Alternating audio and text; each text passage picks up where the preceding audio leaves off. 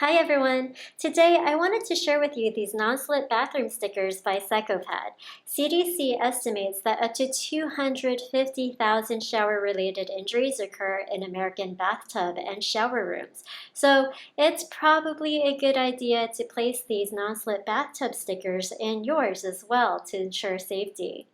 It's easy and light to set up and maintain. Just stick the individual stickers on the inner surface of your bathtub or shower floor. Each sticker is made where it easily sticks to the surface using special glue. The sticker has some small bumps which you can play a non-slip effect, which helps increase friction but also gets water flowing freely. What's great about these stickers is that they're designed to strongly grip onto smooth surfaces. It's made up of soft PVA material, which is long-lasting. And you can totally take it off easily too. Because of the special glue, these stickers can be removed without leaving any residue behind. They're also non-toxic, fade-free, safe, and convenient to use.